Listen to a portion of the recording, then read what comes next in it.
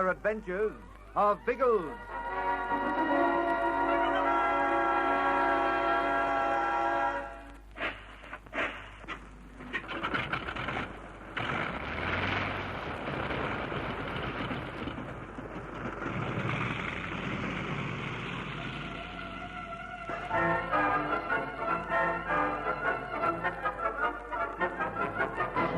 The Black Elephant and his gang with their stolen cattle are hidden in the tall grass near Brunau's camp, and Biggles is ready to strike his final blow. Lieutenant Haynes and Michu move ahead with the Ascaris and the trucks. They take possession of the camp, and Haynes places his soldiers in strategic positions surrounding the high grass. All is now ready for the arrival of the plane. Biggles and Ginger come first with the Mosquito. Biggles sees his objective ahead, glances back to make sure that Algy and Bertie are following the Proctor, and then sends his machine into a steep dive.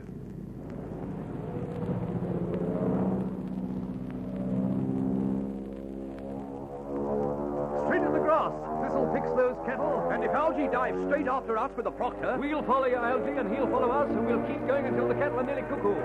That'll drive the Black Elephant's blokes out of hiding. Here we go, Ginge. Right over the grass.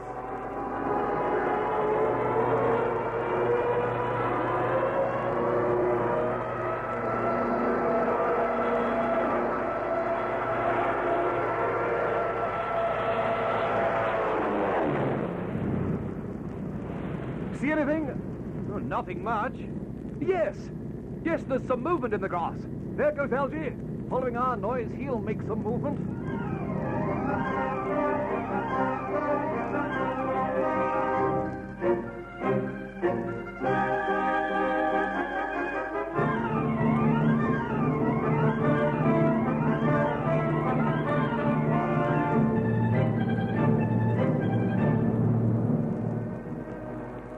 Here comes the Proctor. This should do it, Michu. Make plenty noise, Bonner. They do this long time, Michu go mad. As long as it sends the cattle off.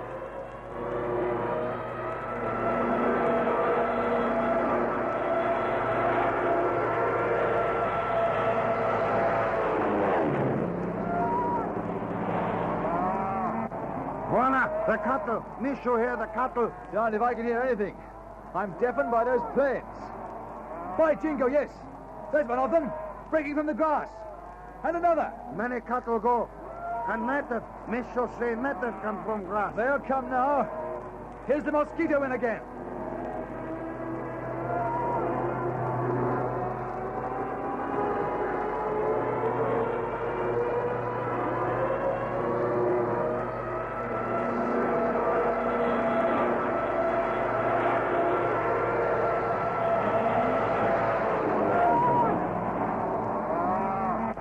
That's done it.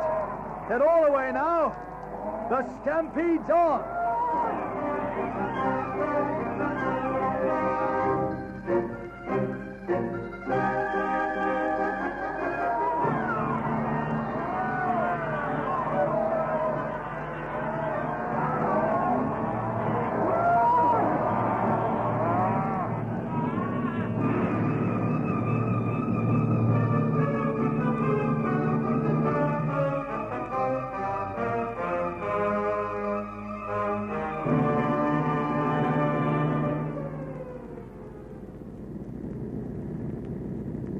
Sizzling sausages. Have you ever seen such a shambles? Biggles' idea was a good one. Cattle and men everywhere. Cattle tearing about the place with natives in front of them. Natives burbling about with cattle ahead. It's like a bally old stew pot with everything bubbling everywhere. Give her one more flip, old sausage, just for luck. Righto.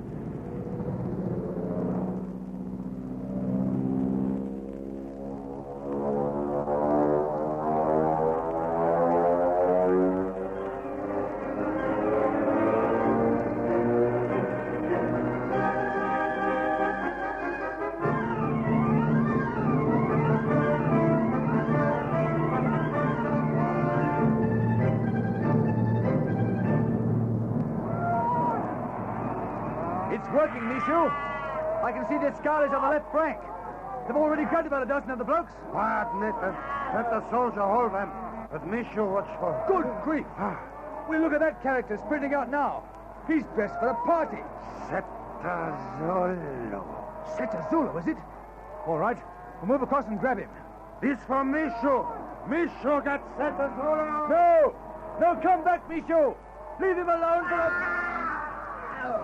You confounded savage, Michu.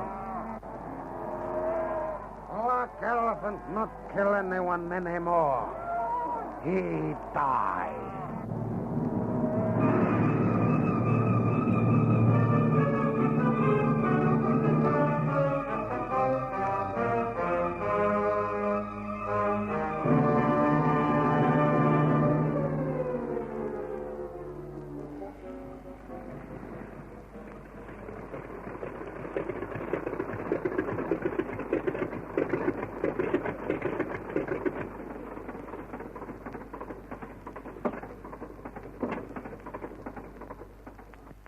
It's all over, Biggles.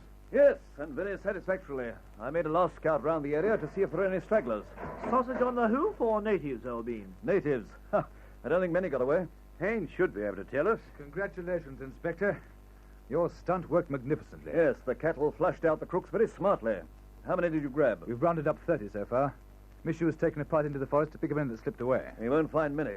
From the air, it seemed that every time a native broke from the grass, he ran slap-bang into the arms of an askari. But there's one bloke we didn't see. Have you picked up Zeta Zulu yet? The black elephant? He's lying over there.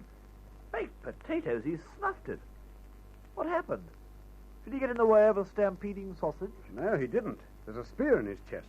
There's no need to ask who did that. I'm not very happy about it, Inspector. Mishu didn't kill him in self-defense or anything like that. He saw Zeta Zulu streaking this way, and he went out straight after him with his assegai. Strictly speaking, it was murder. Oh, now, baked potatoes. Oh, wasn't Zeta Zulu a murderer? All That's right, a bit all tough. right. Calm down, fellows. There's no need to go off the deep end about it. Strictly speaking, Mr. Haynes is right. Well, don't let's speak so very strictly. But he probably doesn't know that Mishu's master was killed by the black elephant, No, I didn't know that. nor that his fellow tribesmen were robbed and their villages burnt by the same devil. I see what you mean. Mishu had some justification then. Mishu is an uncivilized native. In his own eyes, what he did was right. And in our eyes, all he did was to save the hangman a job. I think the eyes of the law could glance the other way for once. Don't you, Mr. Haynes? Well, perhaps they could. Well, if you don't mind, I'll load my fellows onto the trucks right away. I'm rather anxious to get back to Pat. We'll be way within a quarter of an hour, Inspector. Righto.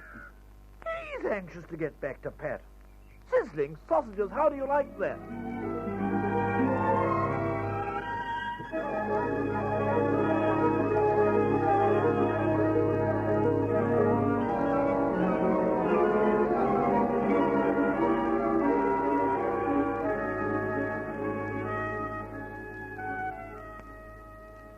Go carefully with her.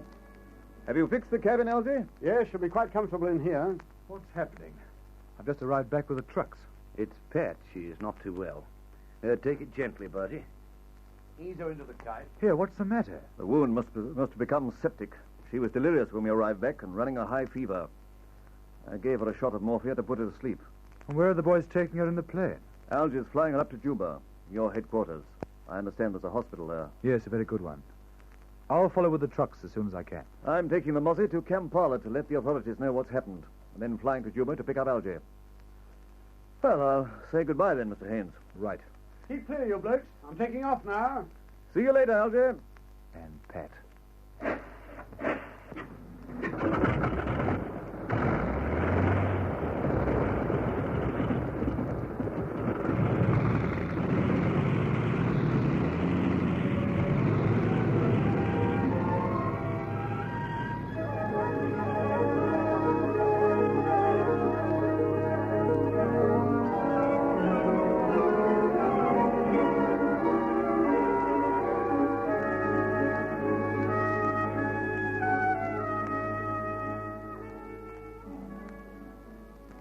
Heard the news about me, Biggles. The doctor tells me you will be in a hospital here for some weeks yet. Oh, that's bad news, Pat. Positively the worst that could ever be waffled at us, by Jove. What are we going to do without you, old darling? Get along fine, as you did before I joined you. Sometimes I think you'd be much better without a girl tagging along. Oh, what nonsense, Pat. You're part of the team. It functions like a broken-down old engine when you aren't with it. I refuse to believe it. And you'll prove me right when you go back to England. There's certain to be another job waiting for you. You'll do it magnificently. Just you, Biggles, and you, Algy, and Bertie and Ginge. We'll miss you like blazes, Pet. And I'll miss you, too. It's going to be dreadfully lonely here by myself. Hey, Pat. You haven't forgotten I'm here, have you? This is my headquarters. I'm going to see that my next assignment is solely to keeping you from being lonely. You'll be in good hands with Jerry Haynes to mother you, Pat. But I second Algy's motion. We'll miss you like blazes. Goodbye, my dear. Goodbye, Biggles. And goodbye to all of you. Good luck on your next job. Whatever happens when you reach England, see that the old team comes out on top. Even though I'm not with you.